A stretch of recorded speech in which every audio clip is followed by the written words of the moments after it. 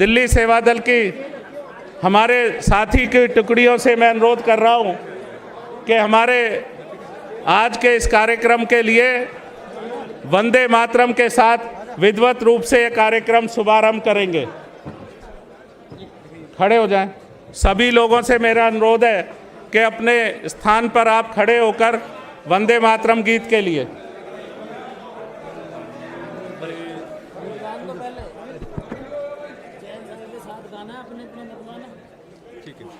Parade सावधान। वंदे मातरम शुरू करेंगे। वंदे मातरम, वंदे मातरम, सुजलाम सुफलाम मलयज शीतलाम शस्य श्यामलाम मातरम, वंदे मातरम, शुभ्रज्योत्स्ना पुलकित यामिनी फुल्लकुसुमधर शोभिनी सुहासिनी सुमधुर हासिनी शुक्लांबरदां मातरम, वंदे मातरम, वंदे मातरम। विश्राम।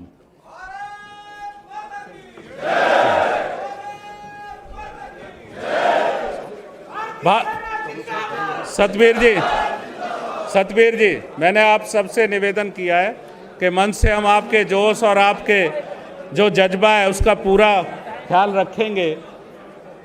भारतीय सेना, भारतीय सेना, भारतीय सेना। मैं सबसे पहले हमारे अखिल भारतीय कांग्रेस कमेटी के पूर्व सैनिक प्रकोष्ठ के चेयरमैन कर्नल रोहित चौधरी जी से विनम्र अनुरोध कर रहा हूं कि वो आएं और इस जय हिंद सभा के विषय में अपनी बात रखें। साथियों, सबसे पहले तो मैं सबका जो है ना फौजी स्टाइल के अंदर स्वागत करना चाहते हैं, सम्मान करना चाहते हैं। जल्दी।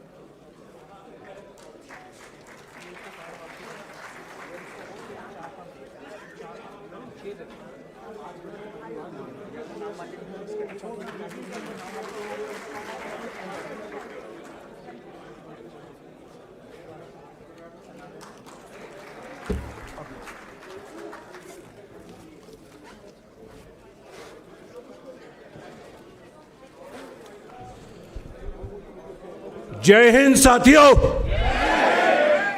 आवाज जितने लोग हैं उससे कम है। जय हिंद साथियों।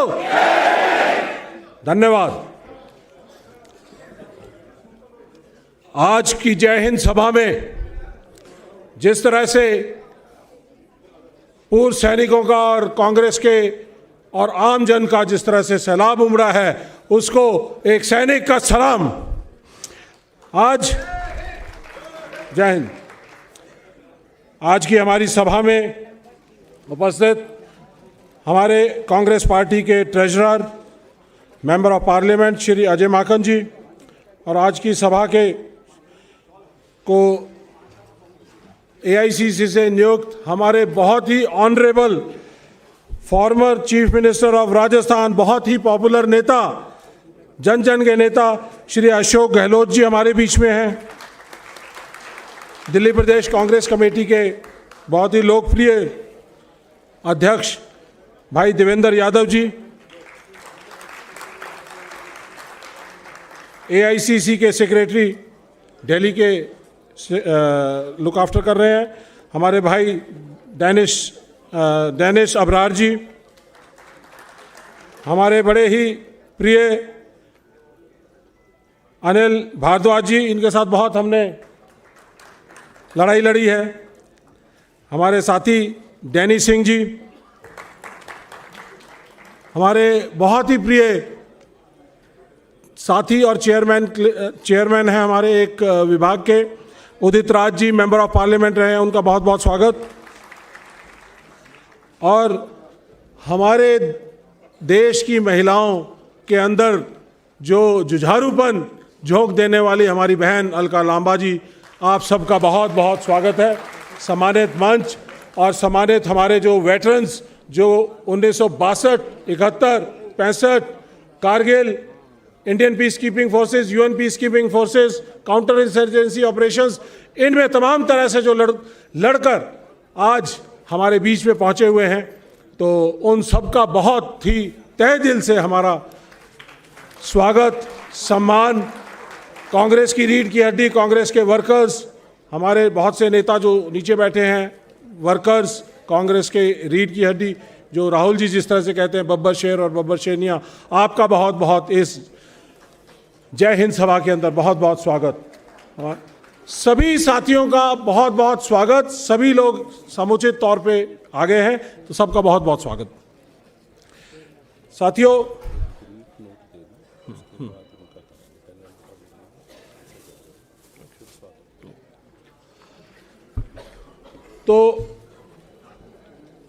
साथियों, हमारी जो जय हिंद सभा है, ये एक हमारे भारतीय सैनिकों के शौर्य, वीरता, पराक्रम और अदम्य साहस जो उन्होंने दिखाया है इस ऑप सिंदूर के दौरान, 22 तारीख को जो पहलगाम हमला हुआ था, उसके बाद जो ऑप सिंदूर हुआ है, उसके अंदर जो इन्होंने पराक्रम दिखाया है, उसको याद करने के लिए, उसको नमन करने के लिए, उनको सलाम करने के लिए कांग्रेस पार्टी ने जय हिंद सभाएं सब देश में रखी हैं। 16 जगहों पर शुरुआत में ये जय हिंद सभा हो रही है, और कांग्रेस पार्टी ने इसके लिए एक स्लोगन भी दिया, सैनिकों के सम्मान में कांग्रेस सदा मैदान में, सदा।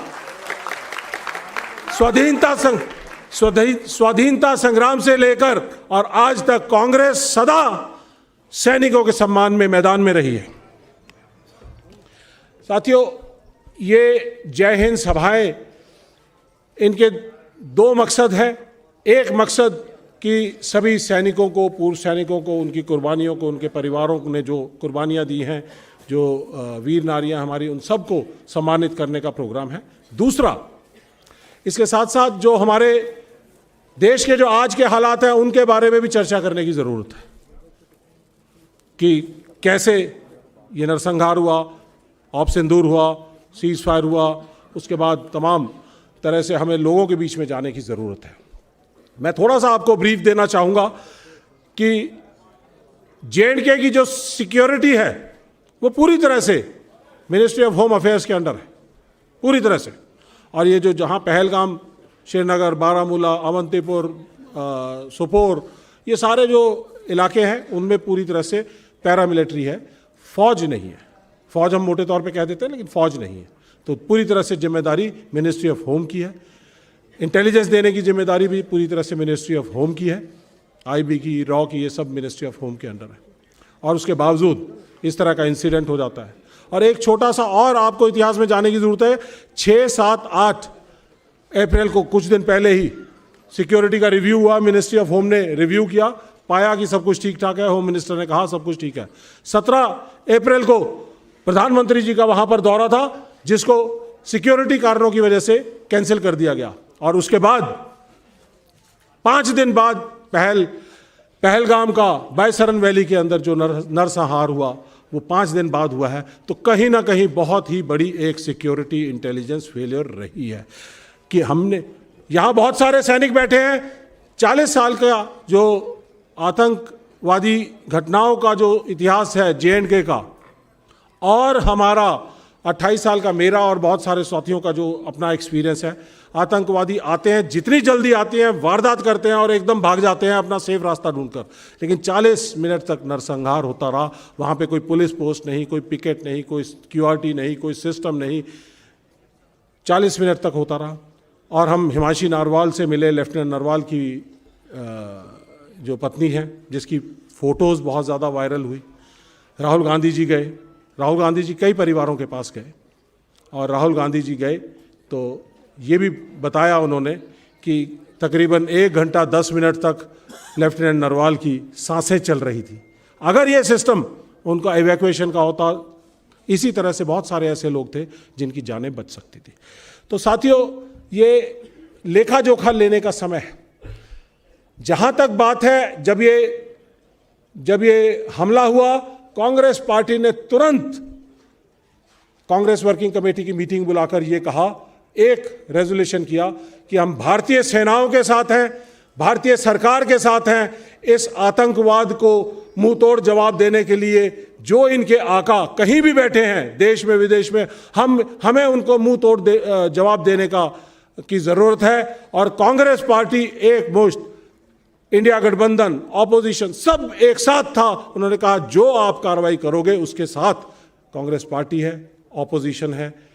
तो ऐसा एक मंजर हमने देखा कि पूरे देश में 146 करोड़ लोग, ऑपोजिशन पार्टीज, सरकार, भारतीय सेना, सब एकजुट थे कि इस आतंकवाद का बदला लेना जरूरी है।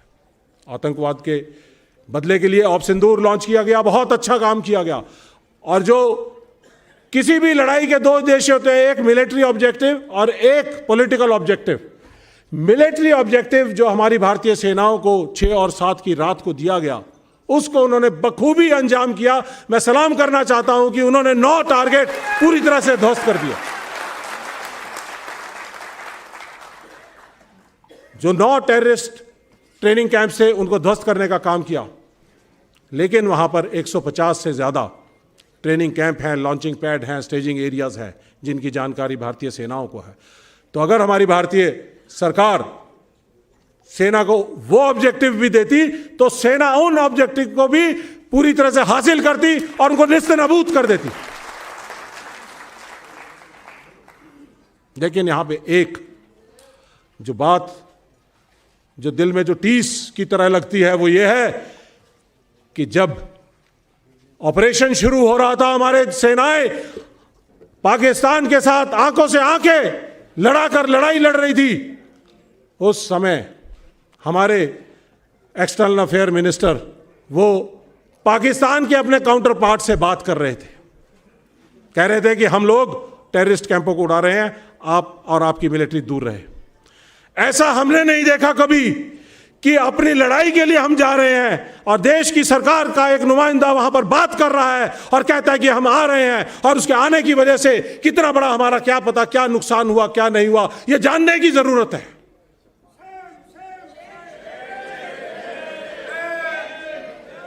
एक्सटर्नल अफेयर मिनिस्टर की जो एग्जैक्ट वर्डिंग थी, at the start of operations, हमने उनको बताया।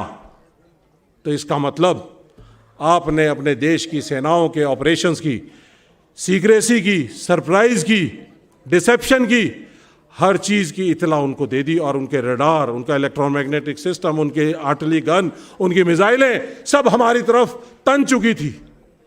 उसके बाद भी हमारी सेनाओं ने जो पराक्रमी काम किया है, उनके ठिकानों को सक्सेसफुली ध्वस्त किया है, तो यह हमारे देश की भारतीय सेनाओं की बहुत बड़ी जीत है।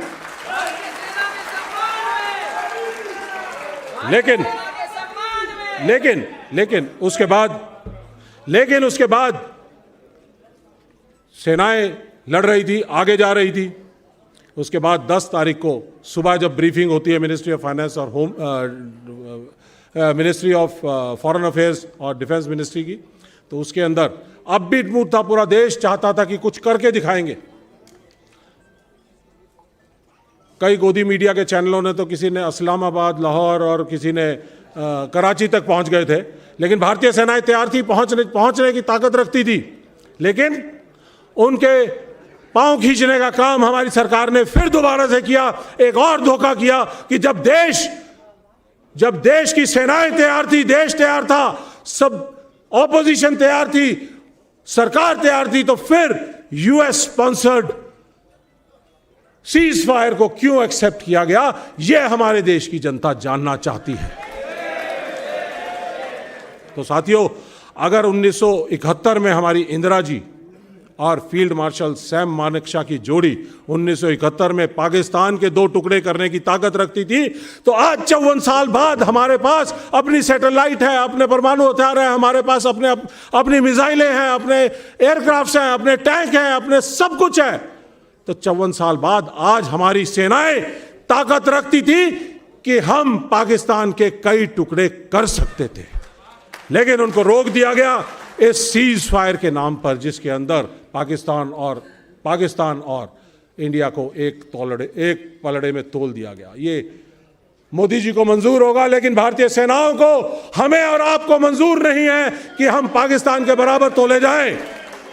ऑपरेशन सिंदूर हमारी महिलाओं की ताकत है, रक्षा कवच है, और पुरुषों का भी रक्षा कवच है, जिसके विश्वास को लेकर और 140 करोड़ लोगों के विश्वास को लेकर हमारे सैनिक जो सरहदों पर लड़ते हैं, तो ये विश्वास उनको ताकत देता है, हिम्मत देता है, देश के लिए बलिदान करने की ताकत देता है। तो इस ऑपरेशन सिंदूर का नाम रखकर बहुत अच्छा किया, लेकिन इस सिंदूर का अगर आप सौदा करेंगे तो यह 146 करोड़ देशवासियों को मंजूर नहीं है। तो इसलिए साथियों, ये सब जो बातें हैं हमारे कांग्रेस पार्टी की तरफ से, हम आज, क्योंकि युद्ध विराम हो चुका है, जब तक युद्ध था इन बातों के बारे में बात नहीं हुई, लेकिन अब युद्ध विराम है, कब तक है कुछ कह नहीं सकते। जब फिर दोबारा से युद्ध शुरू होगा तो कांग्रेस पार्टी पूरी एकमुश्त सरकार के और भारतीय सेना के साथ है और रहेगी, और ये ताकत रहेगी। लेकिन आज लेसन्स लर्न करने का जरूरत है कि कहाँ कमी रही, कहाँ चूक रही। तो ये जो आंकलन करना ये बहुत ज़रूरी है। तो इस आंकलन के लिए और लोगों के बीच में जाने के लिए, सैनिकों का सम्मान करने के लिए जन सभाएं, जय हिंद सभाएं की जा रही हैं, पूरे देश भर में हो रही हैं। 16 जगह पे है अभी फिलहाल पहले फेज में, उसके बाद पूरे देश के अंदर और भी जगह होंगी, और हर डिस्ट्रिक्ट ब्लॉक हेडक्वार्टर्स के ऊपर ये किया जाएगा। ये कांग्रेस पार्टी ये पैगाम अपने लोगों के बीच में लेकर जाएगी कि क्या खोया और क्या पाया। और बहुत सारी बातें हैं, कुछ चीज़ें मैंने जान के छोड़ दी हैं ताकि बाकी वक्ता आपको तफसील से उनके बारे में सही तरीके से आपको ज्ञान दे सकें। साथियों, जितने भी सैनिक हमारे यहाँ पे आए, पूर्व सैनिक यहाँ पे आए, परिवार आए, उन सबको बहुत बहुत धन्यवाद। कांग्रेस पार्टी के लोगों को सबको धन्यवाद। और आगे भी ऐसे ही प्रोग्राम होते रहेंगे। जज्बा है दिल मांगे मोर, दिल मांगे मोर। सैनिकों के सम्मान में कांग्रेस सदा मैदान। धन्यवाद, थैंक यू।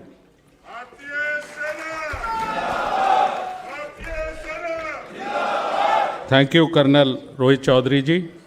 आपने ब्रीफ किया कि किस लिए भारतीय सेना के सम्मान में कांग्रेस पार्टी किस तरह से ये जय हिंद सभाएं कर रही है। भारतीय सेना, भारतीय सेना। मैं निवेदन कर रहा हूं हमारी अखिल भारतीय कांग्रेस महिला कांग्रेस कमेटी की अध्यक्षा बहन अलका लांबा जी से कि वो अपनी बात रखें। आदरणीय अशोक गहलोत जी, आदरणीय अजय माकन जी, प्रदेश कांग्रेस अध्यक्ष देवेंद्र यादव जी, कर्नल रोहित चौधरी जी और सम्मानित मंच के साथ यहाँ पर पूरे कांग्रेस के एक कार्यकर्ता को ये एहसास होना चाहिए कि पूरी कांग्रेस ने आज ये क्यों फैसला किया कि देश भर में ये सभाएं होनी चाहिए। ये समय की मांग है। क्या चल रहा है देश के अंदर? ऑपरेशन सिंदूर को लेकर जितने निचले स्तर की राजनीति और उसका राजनीतिक लाभ अगर लेने की कोशिश कोई कर रहा है तो वो कोई और नहीं, दुर्भाग्य है देश के प्रधानमंत्री कर रहे हैं। आज उम्मीद की जा सकती थी कि सबसे पहला काम देश के मुखिया को क्या करना चाहिए था। आज जो शहीद हुए हैं उनके परिवार शहीद का दर्जा मांग रहे हैं। उन्हें शहीद का दर्जा देना चाहिए था। उनके परिवारों के जख्मों पे मलहम लगाने का काम करना चाहिए था। ये काम नहीं कर रहे देश के प्रधानमंत्री, और ये काम कर रहे हैं विपक्ष नेता सांसद राहुल गांधी जी। आज इसी बात से भाजपा पूरी बौखला चुकी है कि क्यों राहुल गांधी जी पहलगाम के हमले के बाद एक नहीं दो बार उसी जम्मू कश्मीर में जाते हैं जहां पर आतंकियों ने हमला किया। एक नहीं 2 बार गए, जम्मू कश्मीर गए, पुंछ गए, कानपुर में हो, हरियाणा में शहीदों की पत्नियों को मिलते हैं, उन्हें विश्वास दिलाते हैं कि उनके साथ अन्याय हुआ है, उन्हें सम्मान मिलेगा। और यही भाजपा बौखलाकर कि राहुल गांधी जी कैसे उस गुरुद्वारे में पहुंच गए, कैसे उन 2 मासूम जुड़वा बच्चे जो शहीद हुए उनके स्कूल के बच्चों पर मानसिक तौर पर कितना कुछ असर हुआ है, उनको वो मिलते हैं। ये संवेदनशीलता है। सर्वदलीय बैठक 2 बार विपक्ष के दबाव में बुलाई गई, लेकिन क्या कारण है प्रधानमंत्री जी? आप दोनों सर्वदलीय बैठकों की अध्यक्षता करने से भागते रहे, और अभी भी जो मांग है कि सर्वदलीय बैठक बुलाइए, उससे प्रधानमंत्री जी आप भाग रहे हैं। आज लोकतंत्र है, मांग की जाती है कि संसद का सत्र, संसद के दरवाजे खोलिए, ताकि उस संसद के सत्र में 140 करोड़ की आबादी का जो जनप्रतिनिधि सांसद है वो वहां पर एकजुट होकर एक आवाज में पाकिस्तान को बता सके कि ये देश एक था, एक है और एक रहेगा। हम चाहते हैं उस संसद सत्र को बुलाकर जो शहीद हुए हैं सेना के हमारे जवान, जो शहीद हुए उन्हें श्रद्धांजलि दी जाए। भाजपा को इस पे भी आपत्ति है। हम सेना का कंधा और पीठ थपथपाना चाहते हैं, क्योंकि इसी सेना ने ऑपरेशन सिंदूर में ही नहीं, आज लोग इंदिरा गांधी को याद करते हैं कि वही इंदिरा गांधी और वही पाकिस्तान था, और वही उसकी 90,000 की ऊपर सेना थी जिसपे हमारी सेना ने, जिसकी सेना को घुटनों पर लाने का काम किया था। आज लोग इंदिरा गांधी जी की याद करते हैं तो भाजपा में बौखलाहट पैदा हो जाती है। पार्टी की तारीफ है, मैं बार बार कहती हूं, हम कार्यकर्ताओं का खून खोला, लेकिन पार्टी ने हमें बुलाकर कहा धैर्य रखिएगा, संयम रखिएगा, अपमान के घूंट पीते रहिएगा। इस समय देश को एक रहना है। क्या कर रहा था सरकार का सरकारी चैनल दूरदर्शन? हमारे राष्ट्रीय अध्यक्ष की तस्वीर को दिखाकर उन्हें गद्दार बता रहा था। क्या कर रहा था भाजपा का सोशल मीडिया? राहुल गांधी जी की तस्वीर पाकिस्तान के सेना के प्रमुख के साथ शेयर करके हमें पाकिस्तान के दोस्त और उनके समर्थक बता रहे। हम चुप रहे, क्योंकि हमारी पार्टी का फैसला था सर्वदलीय बैठक में कि हम बिना किसी शर्त के, बिना किसी इफ एंड बट के हम सरकार और सेना के साथ खड़े, और हम खड़े रहे।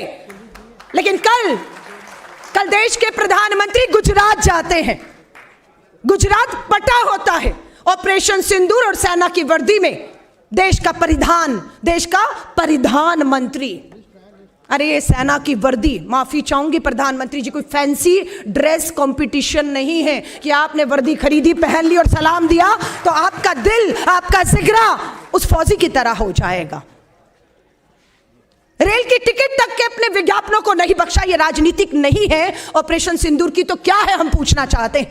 रेल की टिकट में भी ऑपरेशन सिंदूर और अपनी तस्वीर, अब सेना के 3 प्रमुखों की तस्वीर लगाते, आप शहीदों की तस्वीर लगाते, आप कर्नल सोफिया कुरैशी और विंग कमांडर वोमिका सिंह की तस्वीर लगाते, हम स्वागत करते। लेकिन आपने कर्नल सोफिया कुरैशी की फोटो लगाने की बजाय खुला छोड़ दिया अपने मंत्री विजय शाह को। क्या कहा आपके मंत्री विजय शाह ने? क्या कहा? आज बताना होगा 140 करोड़ की आबादी को। प्रधानमंत्री नरेंद्र मोदी जी, वो कहता है कि प्रधानमंत्री नरेंद्र मोदी जी पाकिस्तान के आतंकियों को नंगा नहीं कर सकते थे, इसलिए उन्हीं की बहन और उन्हीं की बेटी वामिका, हमारी जो है कर्नल सोफिया कुरैशी को पाकिस्तान के आतंकियों को नंगा करने के लिए आगे किया है। मध्य प्रदेश की पुलिस हिम्मत नहीं दिखा पाई एफआईआर करने की। धन्यवाद करते हैं मध्य प्रदेश हाई कोर्ट और सुप्रीम कोर्ट का। एसआईटी बिठाई, कल फैसला आएगा और देखते हैं कि कैसे वो अपने मंत्री पद से नहीं हटता है, देखेंगे हम लोग। हमारे विदेश सचिव विक्रम मिस्त्री, क्या कमी थी उनकी, क्या गलती थी? देश को, मीडिया को पल पल की खबर दे रहे थे और हमारी सेना का शौर्य साहस बता रहे थे। पता नहीं कौन सी बात इन अंधभक्तों को चुभ गई कि हमारे विदेश सचिव विक्रम मिस्त्री की बेटियों की तस्वीरें और उनके नंबर जाहिर कर दिया आपने। हरियाणा के शहीद विनय नरवाल की पत्नी हिमांशी ने इतना ही तो कहा था कि उन पाकिस्तानियों ने सोची समझी साजिश के तहत धर्म पूछ के गोली मारी है, हिंदू मुस्लिम करना चाहते हैं, तुम मत करना, यही तो कहा था। कितना अपमानित किया सोशल मीडिया पर, उसको कितना ट्रोल किया आपने। कोई कार्रवाई हुई? राष्ट्रीय महिला आयोग हरियाणा का देश का सो रहा है, ना विजय शाह पर जागड़ा।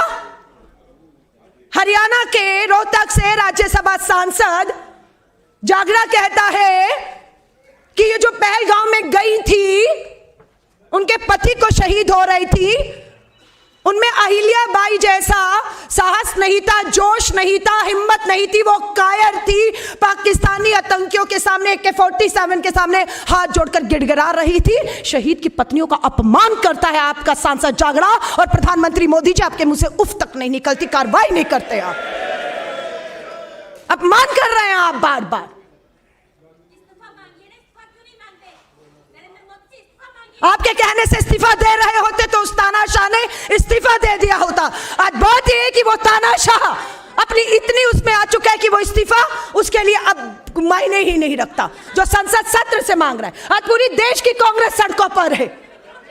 हम अब तक, जब तक युद्ध चल रहा था, हमने तय किया था राजनीति नहीं होगी, तो राजनीति नहीं हुई। लेकिन आज जब सीज फायर का आदेश देश पूछना चाहता है कि बताइए, अमेरिका के दबाव में, डोनाल्ड ट्रंप के दबाव में, ट्रेड की धमकी के नीचे झुककर अब आपने सीज फायर किया है या अपनी शर्तों पर किया, आज पूछना चाहता है देश। और ये लोकतंत्र के सवाल है। आज इन सभाओं का एक ही मकसद है, एक ही मकसद है, हम शहीदों को श्रद्धांजलि देंगे और शहीदों का मान सम्मान, शहीद का दर्जा। राहुल गांधी जी वादा करके आए हैं कि सरकार जब सत्र बुलाएगी तो विपक्ष के नेता के तौर पर बात रखेंगे। हम सेना के शौर्य को, सेना के शौर्य, सेना के साहस को, जैसे कर्नल रोहित चौधरी का खड़े हैं, लेकिन जो लोकतंत्र के सवाल खड़े हैं कि सीज फायर किन शर्तों पर हुआ, वो शर्तें लोकसभा के पटल पर प्रधानमंत्री जी बताना चाहिए कि क्या आपने पाक ऑक्युपाइड कश्मीर समझौते में वापस ले लिया, क्या आपने हाफिज सईद, क्या आपने दाऊद इब्राहिम, क्या आपने वहां के आतंकी जो 4 आए थे पहलगांव, जो अभी तक नहीं मालूम है, जिंदा है ये हमें मालूम है पर कहां है नहीं मालूम है, किन शर्तों पे सीज फायर किया। यूं ही आज देश इंदिरा गांधी जी को दोबारा याद नहीं करता कि इस देश को एक बार फिर से इंदिरा गांधी की जरूरत है। हम ही से नाम मांगे गए, लिखित में राष्ट्रीय अध्यक्ष को, राहुल जी को पत्र लिखा गया, अपने सांसदों के नाम दे दीजिए, विदेशों में भेजना है।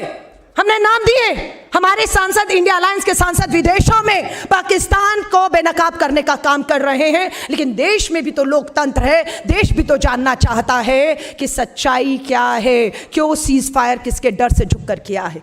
तो मैं आप सबको कहूंगी, एकजुट रहिएगा।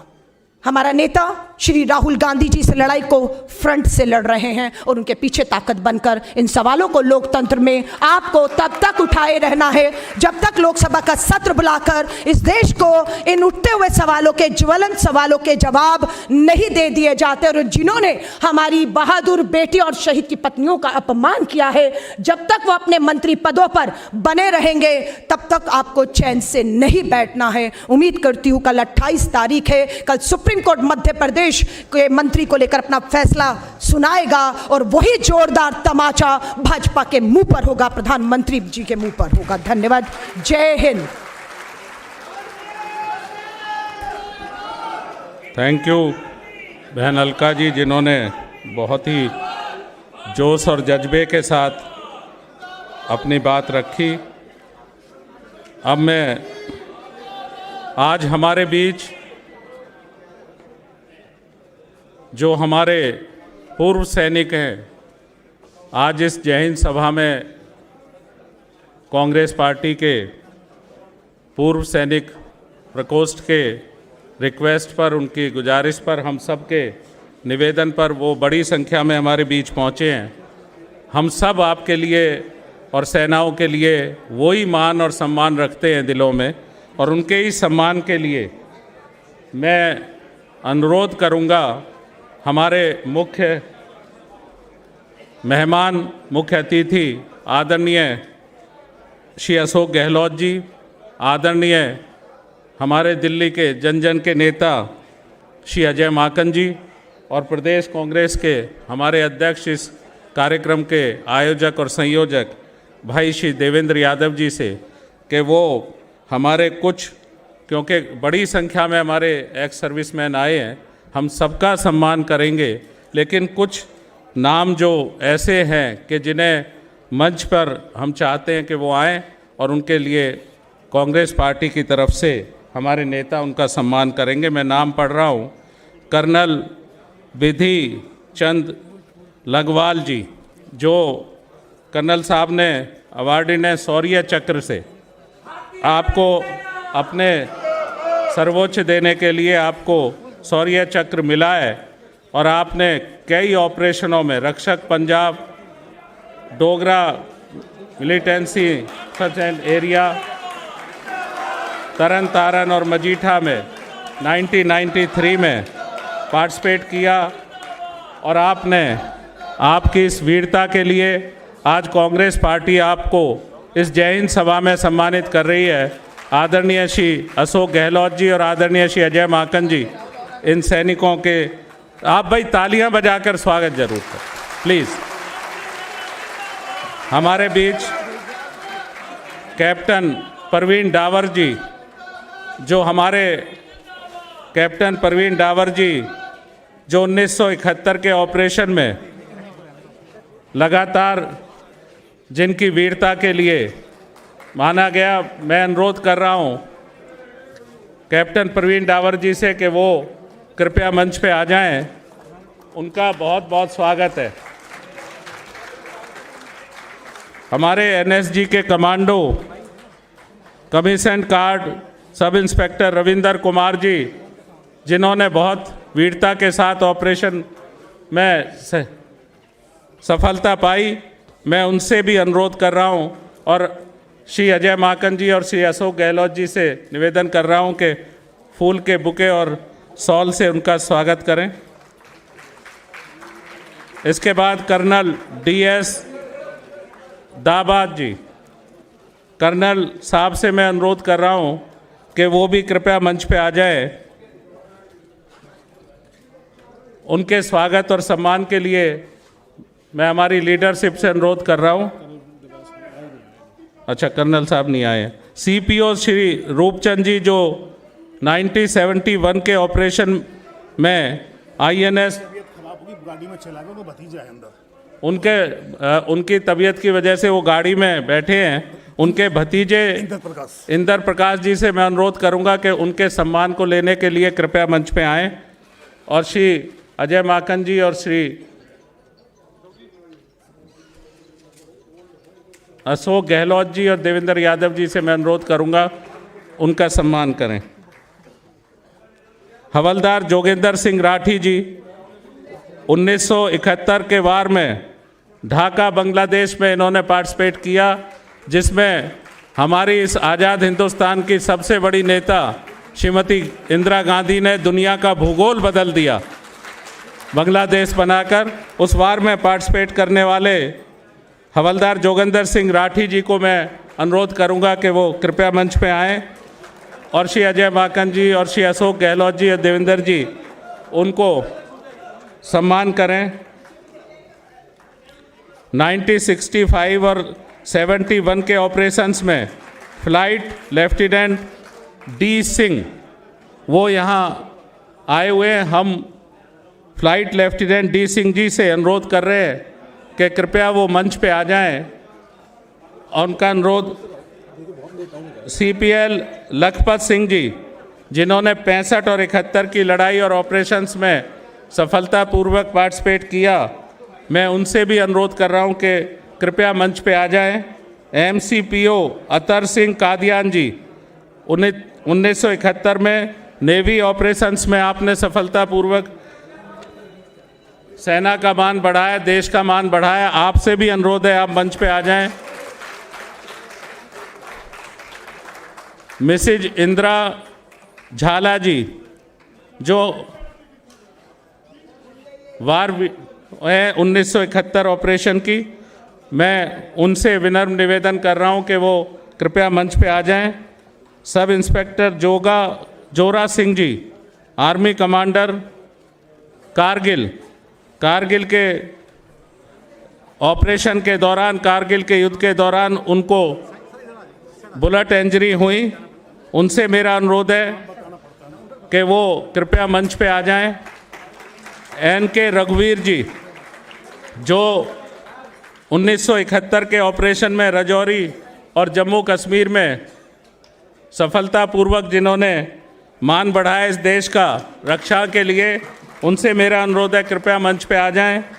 CPL मलकीत सिंह जी, 1971 के ऑपरेशन में एयरफोर्स की तरफ से, भारत की वायुसेना की तरफ से आपने सफलतापूर्वक पार्टिसिपेशन किया।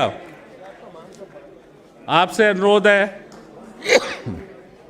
CPL मलकीत सिंह जी से और हमारे SCP कृष्ण कुमार जी, ऑपरेशन के दौरान सफलतापूर्वक उस लड़ाई को जीतने के लिए जम्मू और कश्मीर में उनको बुलेट इंजरी हुई, उनसे भी मैं अनुरोध कर रहा हूं कि कृपया मंच पे आ जाएं और श्री अशोक गहलोत जी, अजय माकन जी और देवेंद्र जी उनका सम्मान करें। SCP बिशंबर सिपाही बिशंबर जी, जो ग्रेनेडर थे 62, 65 और 71 की लड़ाई में, वो दिल्ली पुलिस की तरफ से मंच पे आ जाएं। लेफ्टिनेंट RC जैन जी और कर्नल पुष्पेंद्र जी, आप दोनों से भी मेरा विनम्र अनुरोध है। भाई एक बार जोरदार तालियों से वीर सैनिकों का सम्मान के लिए।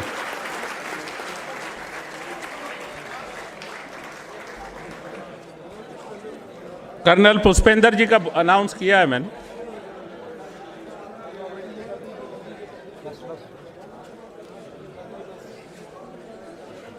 हमारे बाकी जो पूर्व सैनिक हैं जिन्होंने अपनी उपस्थिति यहाँ रखी है, उन सब का भी हम सम्मान करेंगे। ये सम्मान जो नाम चयनित किए गए पूर्व सैनिक प्रकोष्ठ की तरफ से, उनको हमने मंच पे बुला के सम्मानित किया है। हमारी लीडरशिप की से अनुरोध है कि जो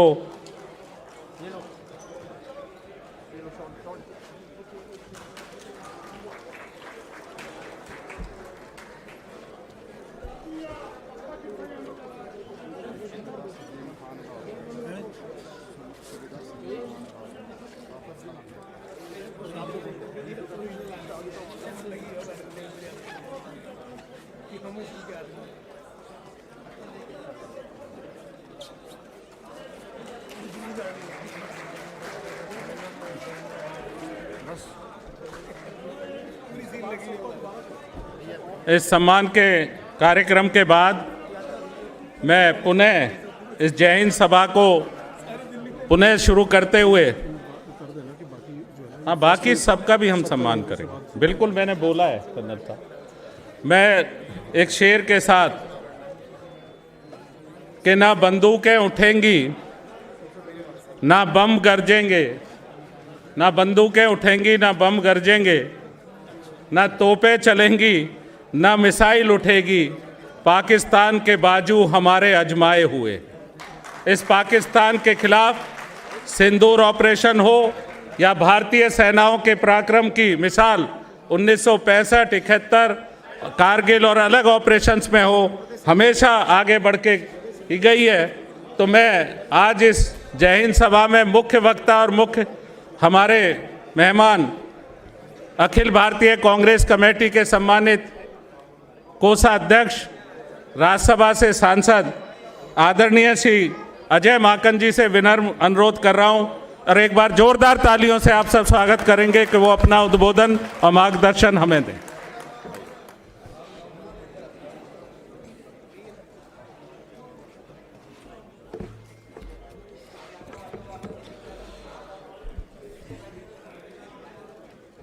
आदरणीय अशोक गहलोत साहब,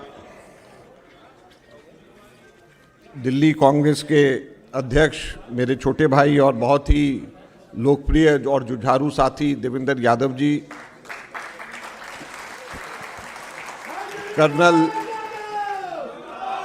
कर्नल रोहित चौधरी जी, उदित राज जी, दानिश अबरार जी, डैनी जी, हारून यूसुफ साहब, यहाँ पर उपस्थित मंच पर और नीचे कांग्रेस के तमाम वरिष्ठ साथीगण, हमारे एक्स सर्विसमैन सेल के साथीगण और हमारे पूर्व सैनिकगण, साथियों, भाई और बहनों,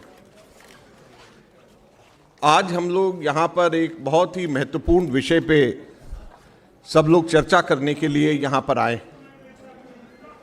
और यह महत्वपूर्ण विषय, एक मिनट जरा शांत रहें वहाँ पे।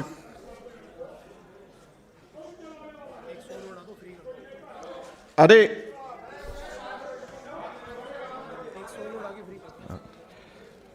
साथियों, पूरे देश भर में जय जवान सभा कांग्रेस पार्टी अलग अलग स्थानों पे आयोजित कर रही। अभी अशोक गहलोत जी मुझे बता रहे थे कि किस प्रकार से बाड़मेर के अंदर ये सभा हुई। मुझे परसों शिमला में जाना है जय जवान सभा संबोधित करने के लिए। पूरे देश के अंदर 15 स्थानों में शुरुआत में और उसके बाद पूरे देश में हर जगह पे जय जवान सभा कांग्रेस पार्टी आयोजित कर रही है। जय हिंद सभा। और ये जय हिंद सभा आयोजित करने के पीछे एक बहुत बड़ा कारण, इसको हमको विस्तार से समझना होगा। जैसे ही 22 अप्रैल को पहलगांव की घटना होती है, उसके बाद कांग्रेस पार्टी ऑपरेशन सिंदूर और उसके खत्म होने के बाद में 3 कांग्रेस वर्किंग कमेटी की मीटिंग एक के बाद एक के बाद एक के बाद एक करती, और यह अप्रत्याशित।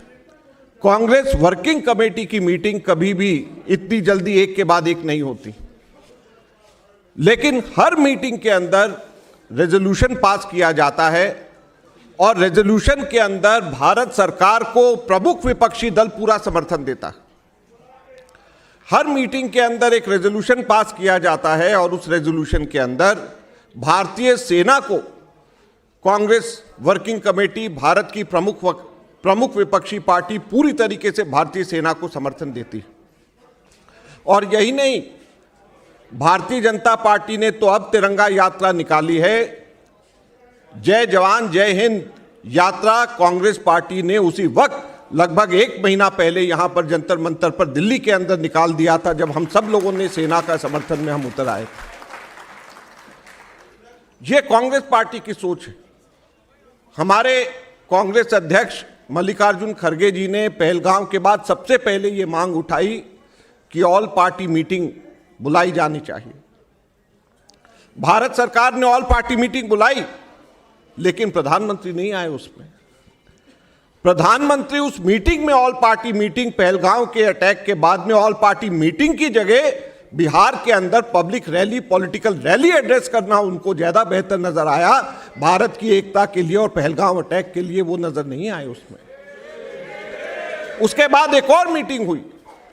उस मीटिंग के अंदर भी, ऑल पार्टी मीटिंग में, मल्लिकार्जुन खड़गे जी और राहुल गांधी जी दोनों गए, लेकिन प्रधानमंत्री जी को समय नहीं मिला कि उस मीटिंग के अंदर वहां पर आए। पहलगांव अटैक हुआ। पहलगांव के हमले में हमारे देश के लोग शहीद हुए। एक तरीके से शहादत का दर्जा उनको मिलना चाहिए, शहीद हुए। वहां पर देश के प्रमुख विपक्षी पार्टी के नेता राहुल गांधी जी वहां पर गए, लेकिन प्रधानमंत्री को समय नहीं मिला कि वहां पर जाएं। चाहे पहलगांव हो, चाहे पुंछ हो, राहुल गांधी जी वहां पर जाते हैं, प्रधानमंत्री नहीं जाते। चाहे लखनऊ हो, चाहे करनाल हो, जो शहीद वहां पर हुए हैं उनके घर में आंसू पहुंचने के लिए राहुल गांधी जी जाते हैं, लेकिन देश के प्रधानमंत्री को समय नहीं है कि वो वहां पे जाकर के उनके आंसू तक भी पहुंच सके। शहीद का दर्जा देना तो बड़ी दूर की बात है, शर्म की बात है। तो लिहाजा जब कांग्रेस पार्टी ने 3 वर्किंग कमेटी की मीटिंग करके लगातार पूरे के पूरे इस संदर्भ के दौरान भारत सरकार को, भारतीय सेना को पूरी तरीके से सड़क के ऊपर ऑल पार्टी मीटिंग के अंदर, वर्किंग कमेटी की मीटिंग के अंदर समर्थन दिया, तो आज समय आया है कि हम वापस देखें कि क्या, कहां पर भारत सरकार से कहां पर क्या गलतियां हुई। जहां पर हम भारतीय सेना के जज्बे को सलाम करते हैं, भारतीय सेना जिंदाबाद करते हैं, क्योंकि भारतीय सेना इतने नजदीक पहुंच गई थी कि किसी भी क्षण लाहौर के अंदर, कराची के अंदर घुस सकती थी। और जैसे कर्नल चौधरी ने अभी यहां पर बताया कि उनके सारे जितने भी टेरर कैंप्स थे, सभी के सभी टेरर कैंप्स को नस्तानाबूद कर सकती थी, लेकिन क्यों वापस आए? 75 साल के भारत की आजादी के इतिहास में पहली बार हमारे ऊपर सीज फायर थोपा गया और उसकी घोषणा भी पाकिस्तान ने सबसे पहले करी और अमेरिका ने सबसे पहले करी और उसके बाद भारत ने करी। इससे ज्यादा शर्म की और दुख की बात नहीं हो सकती। आज वायुसेना के हम तमाम साथियों को उनको सल्यूट करना चाहते हैं, लेकिन यह भी पूछना चाहेंगे कि 45 स्क्वाड्रन होने चाहिए। आज तक 45 स्क्वाड्रन अभी तक पिछले 10 सालों में क्यों नहीं इनसे बने? हमारे पास में क्यों हवाई जहाजों की कमी है? उस चीज का कौन जिम्मेवार होगा? हमारे सीआरपीएफ के अंदर, हमारे बीएसएफ के अंदर 1,12,000 नौकरियां रिक्त पड़ी हुई हैं, उसको कौन भरेगा? अगर नहीं भरा गया तो क्या गृह मंत्रालय, गृह मंत्री उसके जिम्मेवार नहीं? हमारे आर्मी के अंदर वैकेंसीज हैं, उसको कौन भरेगा? हमारे बटालियंस खाली पड़े हुए हैं, उसको कौन भरेगा? क्या यह हमारी सरकार की जिम्मेवारी नहीं है? क्या हम उनसे ये नहीं, हमको उनसे जानना चाहिए? आज ब्रह्म चेलानी एक बहुत बड़े विशेषज्ञ, उनका सिर्फ एक पैराग्राफ में पढ़ करके यहां पे आप सब लोगों के बीच में मैं सुनाना चाहता हूं। ब्रह्म चेलानी ने कहा कि भारत सीमा पार आतंकवाद के मुद्दे पर वैश्विक विमर्श को प्रभावित करने में विफल रहा है। भारत ने लड़ाई तो जीत ली, लेकिन नैरेटिव यानी बातचीत का आख्यान हार गया। यह बहुत बड़ी बात है। हम लड़ाई जीत करके नैरेटिव हार जाएं, पूरे विश्व के अंदर चर्चा यह हो जाए हम लड़ाई जीत रहे हैं और पाकिस्तान वहां पर अपना स्वागत मार्च निकाल रहा है, तो इससे ज्यादा दुख की बात और क्या हो सकती? आज हम लड़ाई तो जीत गए, लेकिन भारत अल्पकालिक जीत को उस व्यापक लक्ष्य में तब्दील करने में असमर्थ रहा जो आतंकवाद का निर्यात करने वाले एक बिगड़े पड़ोसी के खिलाफ संघर्ष को आगे बढ़ाने का था। यानी पूरी तरीके से भारत विफल रहा है पाकिस्तान को आइसोलेट करने में। आज आईएमएफ ने $3 बिलियन पाकिस्तान को लोन के रूप में दिया। $3 बिलियन। एक भी दुनिया के देश ने आईएमएफ के लोन का पाकिस्तान को देने में विरोध नहीं किया। क्या यह हमारे विदेश मंत्रालय, क्या यह हमारे विश्व गुरु प्रधानमंत्री की विफलता नहीं है? जिस वक्त पहलगाम पे हमला हुआ, पूरी दुनिया में हर देश ने उस हमले की निंदा करी, लेकिन एक भी देश ने हमले को लेकर के पाकिस्तान की निंदा नहीं करी और यह नहीं कहा कि पाकिस्तान इस हमले का जिम्मेवार है। क्या यह हमारी विफलता नहीं, हमारे देश की विफलता नहीं? क्या हम लोगों को यह प्रश्न हमारे विदेश मंत्रालय से नहीं पूछना चाहिए? हमारे सीज फायर के कंडीशंस क्या हैं? जिस संगठन ने यह हमला कराया और कहा कि हम इसके जिम्मेवार हैं, उसका नाम है द रेजिस्टेंस फ्रंट, TRF। यह लश्कर तैयबा का एक अंग है। आप हैरान होंगे, मुझे भी जब पता चला मैं भी हैरान हुआ कि अभी तक भारत यूनाइटेड नेशन से, उसको यूनाइटेड नेशन से छोड़िए, यूनाइटेड स्टेट से, USA तक से भी TRF को अभी तक बैन या टेररिस्ट ऑर्गेनाइजेशन घोषित नहीं करा पाया है। उसमें भी हम विफल रहे हैं। 14 मई को हम लोगों ने यूनाइटेड नेशंस में इसका प्रस्ताव रखा, जिसको रिजेक्ट कर दिया गया और उसको नहीं माना गया। इससे ज्यादा बड़े शर्म की बात नहीं हो सकती। हमने सीज फायर करा, अमेरिका कहता है कि मैंने भारत के ऊपर व्यापार का दबाव डाला, तो क्या मोदी जी ये कहेंगे कि भारत की अस्मिता, भारत की सार्वभौमिकता, भारत की सोवरेनिटी, क्या व्यापार बड़ा है या ये भारत की अस्मिता बड़ी? अगर व्यापार के आगे भारत झुक जाए और भारत अपनी अस्मिता को छोड़ दे, अपनी सार्वभौमिकता को छोड़ दे व्यापार के लिए, तो वो भारत नहीं है जिसके लिए हमने आजादी ली, वो भारत नहीं है जिसके लिए इंदिरा गांधी शहीद हुई, वो भारत नहीं है जिसके लिए राजीव गांधी शहीद हुए। हम लोगों को यह समझ लेना चाहिए। आज हमारे देश के अंदर हम सबके सब लोग इन सब चीजों का उत्तर मांगते हैं। हमारे इंटेलिजेंस फेलियर, प्रधानमंत्री का 17 अप्रैल की मीटिंग कैंसिल हो जाती क्योंकि उनको ये आगाह हो जाता है कुछ गड़बड़ होने वाला है। लेकिन 3 लेयर की सिक्योरिटी यहां पे पहलगांव के अंदर होती है। मैं खुद गृह मंत्रालय के अंदर एमओएस रहा हूं। 3 लेयर की सिक्योरिटी, मिलिट्री की, पैरामिलिट्री फोर्सेज और पुलिस। और जम्मू कश्मीर अब स्टेट नहीं है, यूनियन टेरिटरी है। जैसे दिल्ली के अंदर पुलिस केंद्र सरकार के पास में है, वैसे ही जम्मू कश्मीर की भी पुलिस केंद्र सरकार के अंदर है। तो जो intelligence failure, police failure, 3 layer की फेलियर वहां पे हुई है, उसका कौन जिम्मेवार है? क्या उसका जिम्मेवार गृह मंत्रालय और भारत सरकार नहीं है? आज हम लोगों को ये सारे के सारे प्रश्न इनसे पूछने चाहिए और इनको ये जवाब देना चाहिए ताकि ऐसा वाकया दोबारा से फिर कभी ना हो। कांग्रेस पार्टी सेना के साथ, जवानों के साथ, पूरी ताकत के साथ में खड़ी हुई है और जब भी पाकिस्तान के साथ में युद्ध की, लड़ने की बात आएगी, हर तरीके से सरकार के साथ है।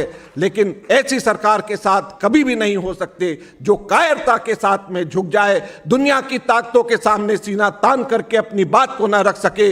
ऐसी सरकार का कोई फायदा नहीं है। यही बात हम लोग कहना चाहते हैं। धन्यवाद। जय हिंद, जय भारत। बहुत बहुत आभार और धन्यवाद। हमारे बहुत कांग्रेस के सम्मानीय नेता और अखिल भारतीय कांग्रेस कमेटी के ट्रेजरर श्री अजय माकन जी का, जिन्होंने कांग्रेस पार्टी के जो पक्ष है और इस ऑपरेशन सिंदूर के बाद की जो स्थिति उभरी है उस पर अपना संदेश दिया। अब मैं विनम्र अनुरोध और प्रार्थना कर रहा हूँ कांग्रेस के बहुत वरिष्ठतम नेताओं में से एक और अखिल भारतीय कांग्रेस कमेटी के सम्मानित महामंत्री संगठन रहे, पूर्व राजस्थान के यशस्वी मुख्यमंत्री रहे, हम सब के चहेते नेता आदरणीय श्री अशोक गहलोत जी से जोरदार तालियों से स्वागत।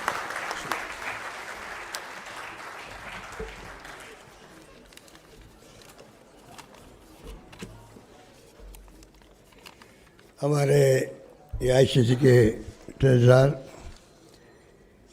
वरिष्ठ नेता अजय माकन जी, आपके लोकप्रिय अध्यक्ष प्रदेश कांग्रेस के देवेंद्र यादव जी, सेक्रेटरी दानिश अबरार साहब, सुखविंदर सिंह जी डैनी, अलका लांबा जी, कर्नल साहब रोहित सिंह जी, हारून यूसुफ जी, अनिल भारद्वाज जी, उदित राज जी, तमाम उपस्थित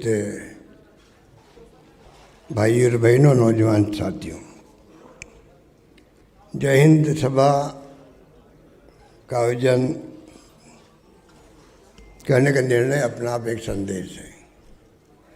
आज आप लोग जो आए इस हॉल के अंदर, मैंने आज जो भीड़ देखी है ऐसा पहले कभी नहीं हुआ। ये उत्साह में आपका आना ही आज मायने रखता है। कई मीटिंग में आप जाते हैं, प्रोग्राम जाते हैं, पर जो हालात देश में बने हैं उनके बाद में जो खड़गे साहब ने, राहुल जी ने प्रोग्राम दिया, उसका अपना एक अलग संदेश है देशवासियों को। क्योंकि सेनाओं के बहादुरी के, शौर्य के, वीरता के, पराक्रम के तो किस्से हम हर आदमी जवान प्रदेश के अंदर हर हमेशा रहा है। आज़ादी के बाद से ही हमेशा सेना का सम्मान रहा है, उनको सलाम किया गया है।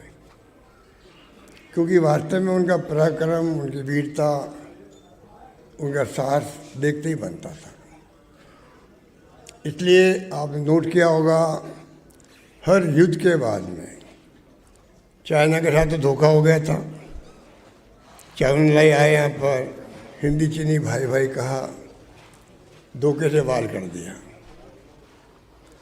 उसके अलावा गोवा के अंदर, गोवा को मुक्त करवाया गया पंडित नेहरू के वक्त में। पुर्तगालियों का कब्जा था, तब भी अमेरिका ने दबाव दिया कि आप इसको युद्ध में छेड़ो यहाँ पर। पंडित नेहरू ने परवाह नहीं करी और उसको आज़ाद करवाया गोवा को 61 के अंदर।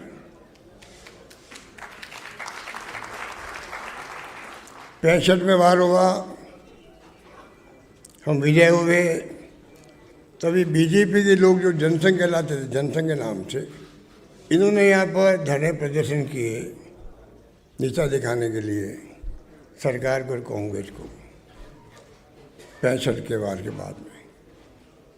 71 के अंदर इंदिरा गांधी ने वो काम किया जो ना भूतो ना भविष्य तो, ना तो कभी हुआ और शायद ना कभी हो सकता है। कि जिस प्रकार से पाकिस्तान के 2 टुकड़े किए गए, जिस प्रकार से सेनाओं ने वहाँ पर अपना पराक्रम दिखाया, वीरता दिखाई, साहस दिखाया, घर में घुस के मारा उनको, घर में घुस के मारा पाकिस्तान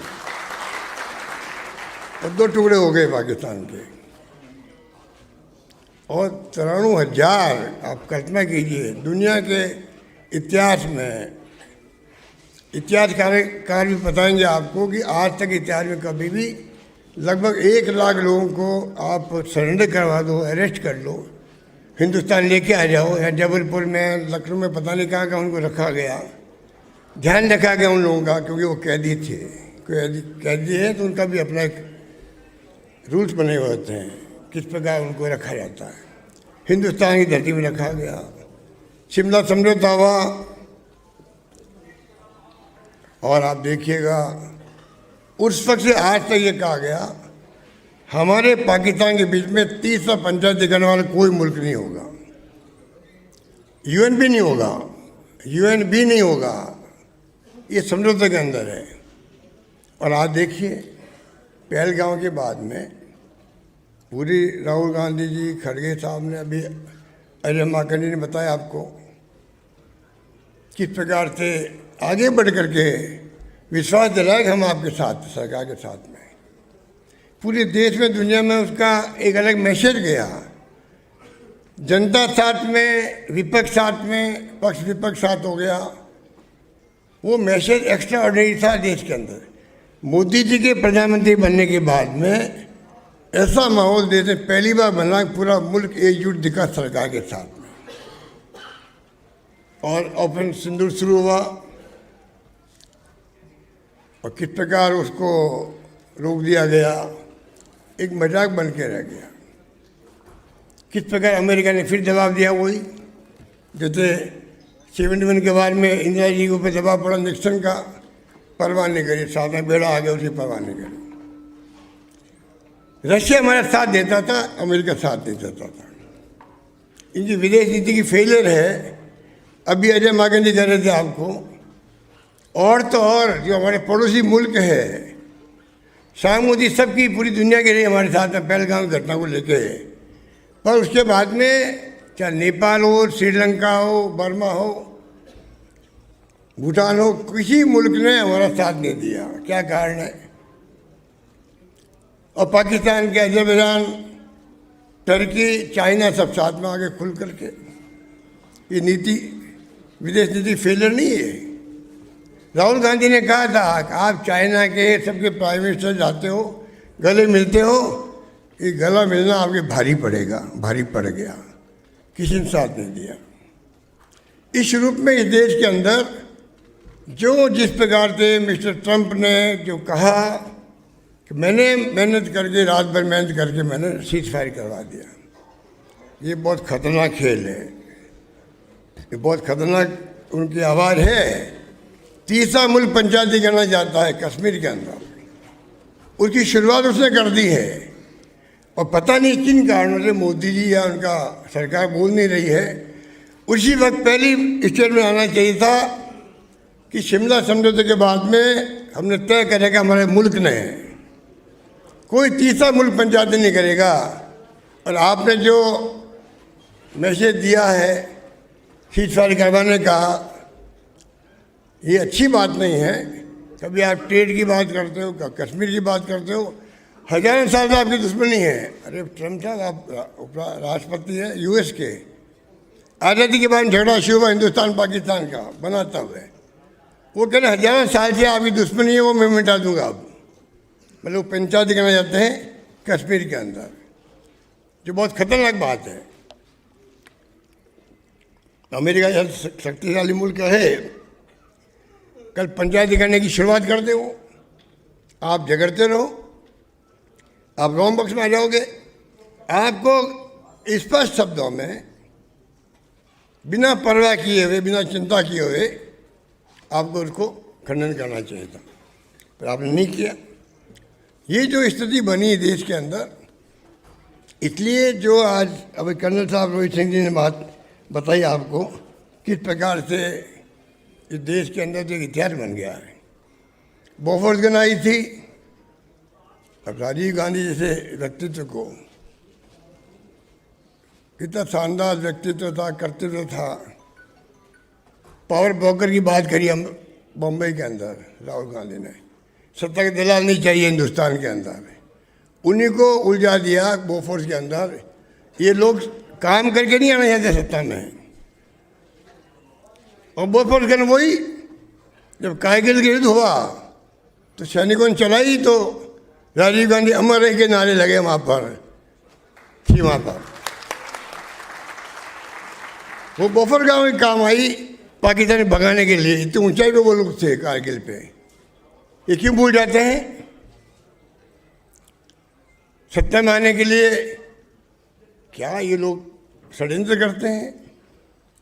अन्ना हजारे को बढ़ा दिया, बाबा रामदेव का यूज कर लिया, 2G स्पेक्ट्रम आ गया, कोलगेट आ गया, 1,80,000 का घोटाला हो गया। अब 11 साल हो गए मोदी जी, कभी आप चर्चा करते हो घोटाले की? इस प्रकार से धोखा देकर के देश को, देशवासियों को भ्रमित करते हैं और राज करना चाहते हैं। इसलिए मैं कहना चाहूँगा जो हालात हैं देश में, उसमें कांग्रेस ने पहल करी है, शानदार पहल करी है। इनको तिरंगे झंडे का महत्व नहीं मालूम है। तिरंगा झंडा हमारी आन शान बान का प्रतीक है।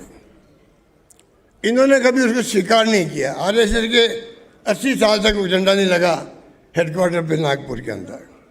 अभी ये देखा मैंने, जयपुर के अंदर रैली निकल रही थी, इनके तिरंगे झंडे की यात्रा की रैली निकाल रहे लोग, राजनीतिक लाभ लेने के लिए।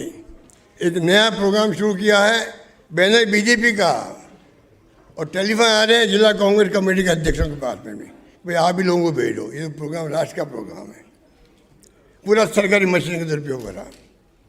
तिरंगे के सम्मान क्या होता है इनको मालूम नहीं। रैली चल रही थी, मीडिया में आया, सोशल मीडिया में, एक MLA साहब उसका मुंह पूछे थे तिरंगे झंडे से।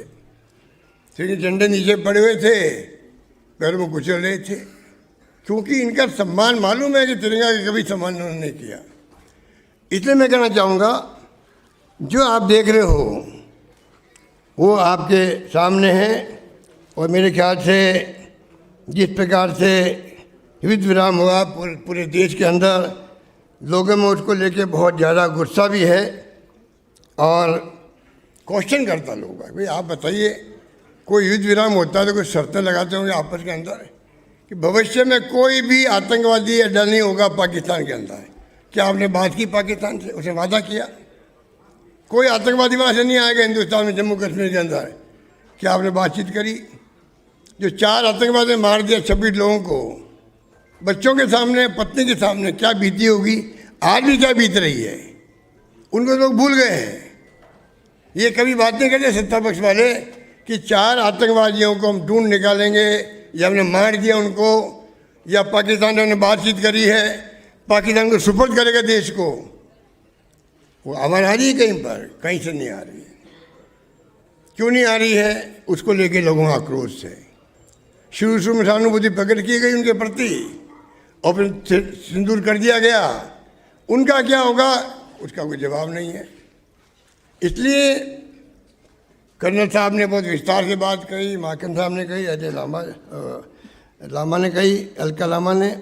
मैं आपको खाली इतना ही कहना चाहूँगा कि जो स्थिति बनी है वो स्थिति बड़ी अजीब बन गई देश के अंदर, और उसको जो है किस प्रकार से हम इनको दबाव देंगे सरकार पर। ऑल पार्टी मीटिंग बुलाने की बात की जा रही है, बुला नहीं रहे। पार्लियामेंट में पंडित नेहरू ने, चाइना का युद्ध चल रहा था, उसके बीच में मांग की वाजपेयी जी ने, जो नौजवान थे वाजपेयी जी उस वक्त, युद्ध चलता हुआ पार्लियामेंट बुलाई गई थी पंडित नेहरू द्वारा। कल्पना कीजिए आप। और आज राहुल जी, खड़गे साहब, पूरी कांग्रेस मांग कर रही, प्रस्ताव पास कर रही, विपक्ष कोई परवाह नहीं हो रही है। आप कल्पना कीजिए, उस जमाने में 62 के अंदर पार्लियामेंट बुला ली गई एक मांग करने पर नौजवान मेंबर पार्लियामेंट की, और ये स्थिति बनी हुई है।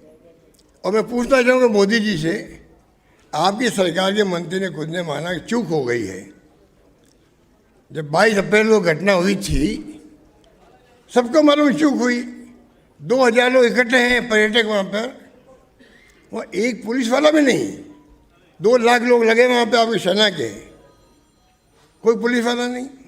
ये कैसे संभव हो सकता है?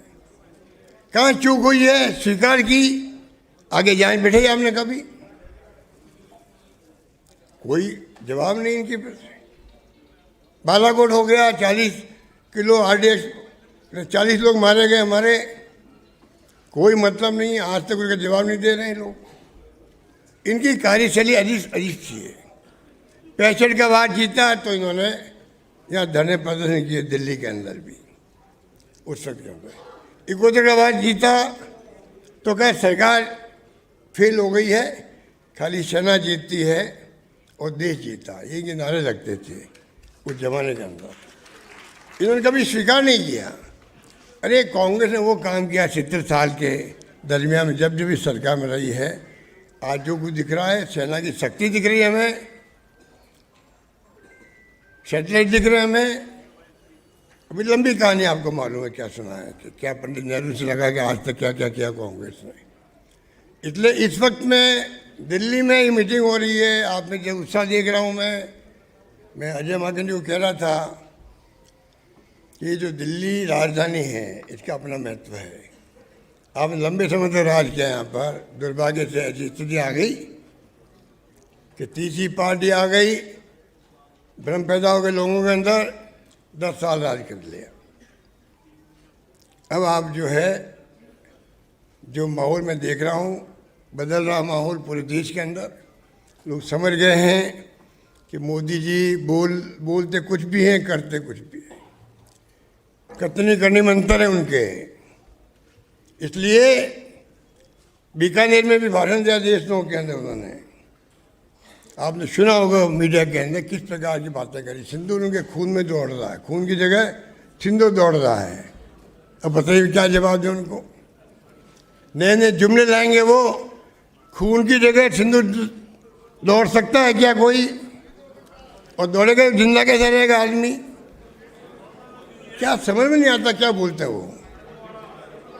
सिंदूर दौड़ रहा है खून के बजाय, कमाल है। और पाकिस्तान की पब्लिक आवाम को भी आह्वान कर रहे हैं वो कई तरह के लोगों को भ्रमित करने के लिए, देशवासियों को, क्योंकि जो ध्रुवीकरण किया है हिंदू धर्म के नाम पे, मुस्लिम के नाम पे, आज इस वक्त में जब आपका ऑपरेशन सिंदूर चल रहा था, हिंदू मुस्लिम सिख ईसाई सब एक हो गए थे देश के अंदर, एक हो गए थे। कश्मीर की जनता ने साथ दिया आपका। पहलगाम के बाद में वहाँ बाजार बंद रखे गए विरोध के अंदर। पहली बार हुआ है जम्मू कश्मीर के अंदर ये माहौल बन गया। देश भर में तमाम धर्म के लोग, जाति के लोग एकजुट हो गए सरकार के साथ में, विपक्ष साथ था। बताइए, इसका फायदा लेने के बजाय राजनीति करने लग गए। एक तो बनाए रखते वो, बातचीत करते, नई शुरुआत करते देश के अंदर। कोई विपक्ष नहीं होता, विपक्ष कोई दुश्मन नहीं होता है। सत्ता पर जिम्मेदारी है कैसे विपक्ष साथ लेके चले हैं और इम्पोर्टेंट मसलों में बातचीत भी करें। वाजपेयी जी को भेज दिया यूएनओ के अंदर, नरसिम्हा राव जी ने उस जमाने के अंदर। राजीव गांधी ने भेज दिया वाजपेयी जी को यूएन में। तो आज तक की परंपरा हमारी रही है। अभी दुश्मनी का माहौल पहली बार बना देश के अंदर। ये ख़त्म हो रहा था अभी इस ऑपरेशन सिंदूर के वक्त में। जैसे ही ख़त्म हुआ सिंदूर, आलोचना होने लगी कैसे ट्रंप घुस गए आपके बीच में, कैसे ये आगे क्या होगा कश्मीर को लेकर के, ये कैसे घुसने की कोशिश कर रहे हैं। जैसे डिफेंस में आए और जैसे डिस्टर्ब हुए और तिरंगे यात्रा निकाल करके आप जश्न मनाने लग गए। इसलिए मैं कहना चाहूँगा कि ये प्रोग्राम जो दिया गया है वर्किंग कमेटी ने, राहुल जी ने और खड़गे साहब ने सब मिल के लोगों में उत्साह है पूरे देश के अंदर। ग्राफ नीचे आ रहा है सरकार का, इसमें कोई दो राय नहीं है। और उसी रूप में मैं चाहूँगा कि हम लोग मिलकर के आने वाले वक्त के अंदर इस देश को कांग्रेस की जरूरत है, देश की एकता के लिए, अखंडता के लिए। और इसलिए कांग्रेस को मजबूत करना आवश्यक है। कोई पद पे हो या नहीं हो, दिमाग में रखो, इंदिरा गांधी चुनाव हार गई थी, तब भी आप लोगों ने साथ दिया। उस जमाने के अंदर हम भी जिला कांग्रेस में थे, एनएसयू में थे। अवसर आया, इंदिरा गांधी की हवा चली, हम लोग सब एमपी बन के आ गए। आज 45 साल बाद को हो गए। पूरा देश में जो पीसीसी प्रेसिडेंट हो, एआईसीसी के महामंत्री हो, केंद्रीय मंत्री हो या मुख्यमंत्री हो, जिन्होंने संकट के वक्त साथ दिया इंदिरा गांधी का, उन लोगों को अवसर मिला, बाद में लगा था। अब मौका है, अभी संकट की घड़ी है आपके सामने। ऐसे लोग आके बैठ गए, फाशिस्टी लोग हैं, इनका लोकतंत्र में यकीन नहीं है। इन लोगों को उखाड़ फेंकना देश हित के अंदर है। और मुझे विश्वास है कि देश की जनता समझ आएगी, समझ गई है। ग्राफ नीचे आ रहा है। राहुल गांधी का एजेंडा आपके सामने है। उनकी जीत हुई। अभी जब जातिगत जनगणना के लिए उनको जक मार के स्वीकार करना पड़ा है अपने कैबिनेट के अंदर। बताइए आप, समझ गए वो भी जनता क्या चाहती है। इसलिए एक वक्त है ये हमारे काम करने का, मजबूती से काम करेंगे। सेनाओं का सम्मान हमारा कर्तव्य है, हमारा धर्म है। कर्नल साहब ने बहुत अच्छे शब्दों में आपको सब बातें समझाई है, मैं रिपीट नहीं करना चाहता। हम सब की ड्यूटी है कि हम आने वाले वक्त में जो कांग्रेस पार्टी का हाईकमान कहेगी उनको लेके हम आगे बढ़ें। यही बात करता मैं अपनी बात समाप्त करता हूँ। धन्यवाद। जय हिंद। धन्यवाद।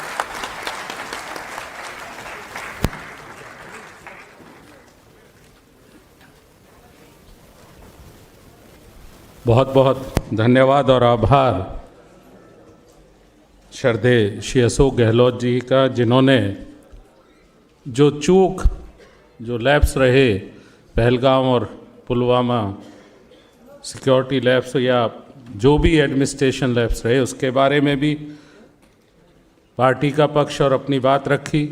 साथ ही कांग्रेस के एक एक साथी को मिलकर इस देश को कांग्रेस की ज़रूरत है, उस पर भी उन्होंने अपनी बात रखी। हम आभारी हैं, धन्यवादी हैं आपके सर। और एक बार भारत की सेना, भारत की सेना, कांग्रेस पार्टी, कांग्रेस पार्टी।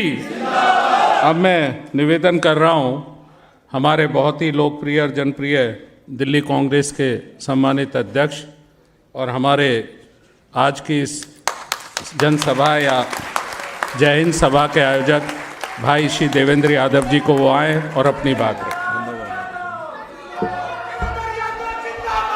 एक मिनट पंडित जी, एक बार भारत माता के, भारत माता के, हमारे वीर जवानों की।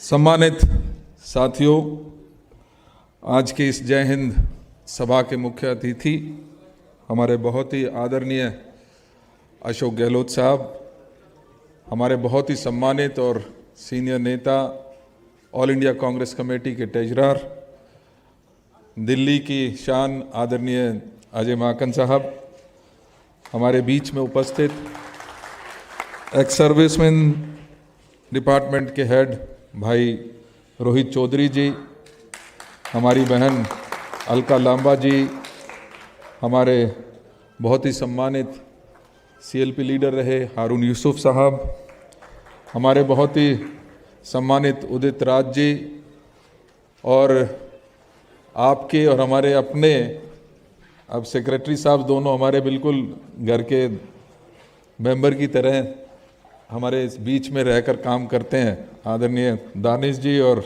डैनी साहब, और उपस्थित यहाँ पर सेना के गैलेंट्री अवार्ड विनर्स कुछ हमारी वीरांगनाएं यहाँ पर मौजूद हैं। कांग्रेस कमेटी के बहुत ही सीनियर नेतागण सभी यहाँ पर मौजूद हैं।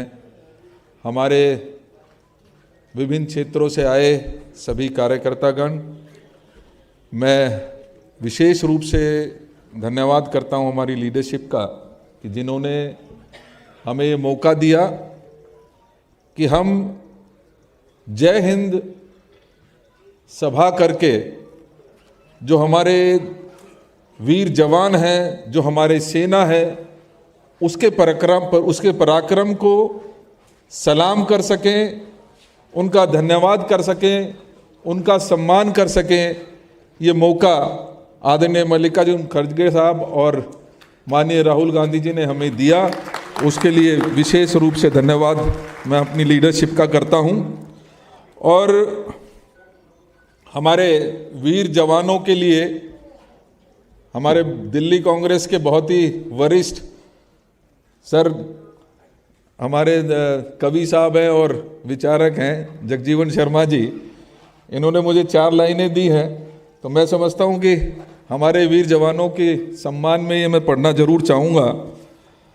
ये कहते हैं कि भारत माता का मान बढ़ाया, भारत माता का मान बढ़ाया, दुश्मन को भी सबक सिखाया। भारत माता का मान बढ़ाया, दुश्मन को भी सबक सिखाया। हर हमले को किया नाकाम, वीर सैनिकों तुम्हें सलाम। ऐसे वीर सैनिकों को सलाम करते हुए मैं सभी हमारे मुख्य वक्ताओं का और सभी साथियों का धन्यवाद भी करता हूं, क्योंकि मैं तो सिर्फ धन्यवाद करने के लिए अभी खड़ा हुआ हूं। और ये आपसे ज़रूर आग्रह करता हूं कि जो चर्चा आज यहाँ पर हुई, ये कोई कांग्रेस की चर्चा नहीं है, ये दिल्ली के आवाम की और पूरे देश में ये चर्चा का विषय है कि आज जब हमारा जवान तैयार था, आज दिल्ली की और देश की जनता तैयार थी एक आर पार की लड़ाई लड़ने के लिए, इस आतंकवाद को जो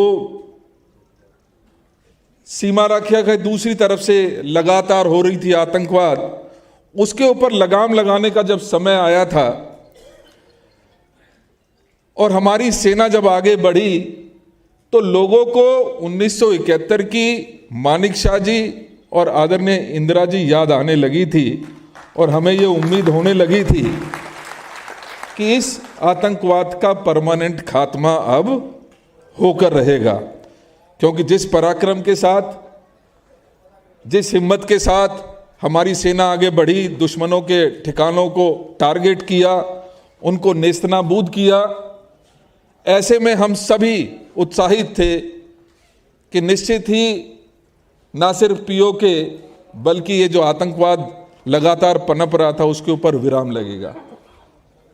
लेकिन हमारे देश के कमजोर नेतृत्व की वजह से आज दुख होता है और यह महसूस होता है कि जो 2 पड़ोसियों की लड़ाई थी, जो द्विपक्षीय हमारा युद्ध था, उसमें एक तीसरा जो व्यापार का हवाला देकर इस युद्ध को विराम करने का काम करता है, वो अमेरिका से आता है और उसके ऊपर पूर्ण विराम लग जाता है। हम सबकी जो आशाएं थी, हम सबकी जो सोच थी, कहीं ना कहीं उसके ऊपर वो विराम लगा। देश को ज़रूरत थी जिस समय एकजुट होकर खड़े होने की, कांग्रेस पार्टी ने उसका आगा लेते हुए ये सबके सामने हमने तय किया और कांग्रेस ने आगे बढ़कर सरकार को समर्थन देने का काम किया। लेकिन आज जो चर्चा यहाँ पर हुई, चाहे आदरणीय अलका जी ने की, भाई रोहित जी ने की, आदरणीय अशोक गहलोत और अजय माकन जी ने की, आज ज़रूरत है कि हम ये चर्चा और ये जो सवालात हैं, जिस तरीके से सीज फायर हुआ, जिस तरीके से तमाम हमारी सोच के अनुरूप जिस तरीके से हम आगे बढ़े थे, हमारी सेना आगे बढ़ी थी, उसके ऊपर रोक लगाने का जो काम हुआ, ये सवाल आज देश की जनता पूछना चाहती है। मैं आपसे सिर्फ यही आग्रह करना चाहता हूं, क्योंकि विस्तार से सभी हमारे वक्ताओं ने इस बारे में बात कर ली है और मैं समझता हूं कि आप सबको, हम सब की अब ये जिम्मेदारी बनती है कि इस चर्चा को सिर्फ यहीं तक सीमित ना रखें, क्योंकि देश को कांग्रेस की ज़रूरत है, देश को एक मजबूत नेतृत्व की ज़रूरत है और वो समय आ गया है जब देश की जनता ने ये पहचान भी लिया है और ये ठान भी लिया है कि कांग्रेस और माननीय राहुल गांधी जी के नेतृत्व में हम आने वाली सरकार लेकर आए, ताकि एक मजबूत सरकार और एक मजबूत देश का निर्माण हम कर सकें। आप सभी यहाँ पर आए, उसके लिए मैं पुनः बहुत बहुत धन्यवाद करता हूँ। और इससे पहले कि हम अपनी सभा को समाप्त करें, मैं चाहूँगा कि हम राष्ट्रगान के साथ इस पूरी सभा का समापन करेंगे। हमारे जो दिल्ली एक्स सर्विसमैन के हमारे अध्यक्ष हैं भाई सुरेंद्र जी, मैं उनका भी बहुत बहुत धन्यवाद करता हूं। और सभी जो हमारे एक्स सर्विसमैन साथी आए हैं, उनका कुछ सम्मान अभी बाकी है, तो मैं आपसे भी आग्रह करूंगा कि आप रुकिएगा थोड़ी देर। हम चाहेंगे कि दिल्ली कांग्रेस की तरफ से आपका सम्मान हो। तो इससे पहले कि हम ख़त्म करें, सभी एक बार खड़े हो जाएंगे राष्ट्रगान के लिए। सावधान, राष्ट्रगान शुरू करेंगे। जन गण मन अधिनायक जय हे भारत भाग्य विधाता, पंजाब सिंध गुजरात मराठा द्राविड़ उत्कल बंगा, विंध्य हिमाचल यमुना गंगा, उच्चल जलधि तरंगा। तब शुभ नामे जागे, तब शुभ आशीष मांगे, गाए तब जय गाथा। जन गण मंगलदायक जय हे भारत भाग्य विधाता, जय हे जय हे जय हे जय जय जय जय हे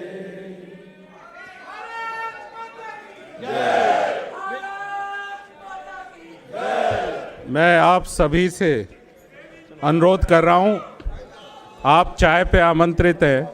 जो हमारे सम्मानित पूर्व सैनिक यहाँ आए हैं, उनको भी सम्मान करेगी कांग्रेस पार्टी की तरफ से।